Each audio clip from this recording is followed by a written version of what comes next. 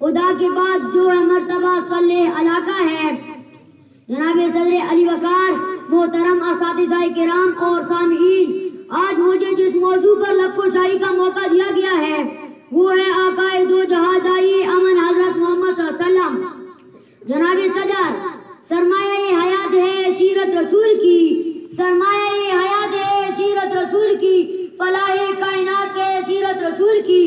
یہ تو وہ موضوع ہے جس کے بیان کے لیے ساری دنیا کے درختوں کو قلم بنا دیا جائے، سمندروں کے پانی کو روشنائی بنا دیا جائے اور زمین سے آسمان تک کے خلا کو اورات بنا دیا جائے تو یہ گمان کیا جا سکتا ہے کہ قلم ختم ہو جائیں گے، سمندروں کا پانی خشک ہو جائے گا اور زمین سے آسمان تک کے خلا پر ہو جائے گی، لیکن ہمارے پیارے نبی صلی اللہ علیہ وسلم کی سیرت مکمل نہ ہو پائے گی۔ زندگیاں بیٹھ گئی اور قلم ٹوٹ گئے، زندگیاں بیٹھ گئی اور قلم ٹوٹ گئے، لیکن تیرے اصحاب کا ایک بات بھی پورا نہ ہو سکا۔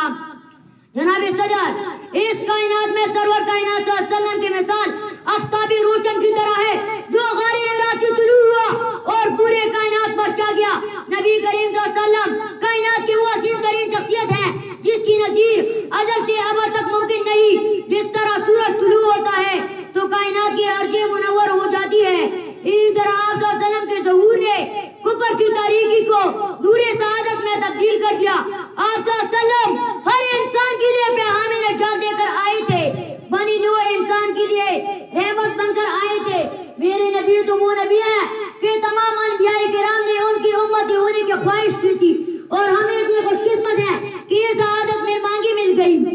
جناب صدر، آپ صلی اللہ علیہ وسلم کی طبیعت میں آج اور شخصیت میں وقار تھا۔ آپ صلی اللہ علیہ وسلم کے شان بے مثالی کا یہ عالم تھا کہ کافر بھی آپ کو صادق اور امین سمجھتے تھے۔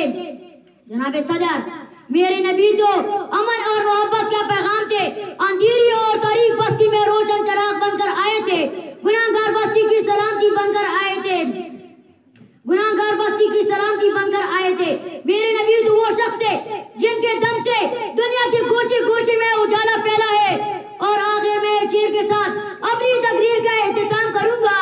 حضور آئے تو اندھیروں سے نکل کر اجالے میں آ گئی دنیا، حضور آئے تو اندھیروں سے نکل کر اجالے میں آ گئی دنیا، سوئے ذہنوں سے زنگ اترا، بجھے چہروں پر نور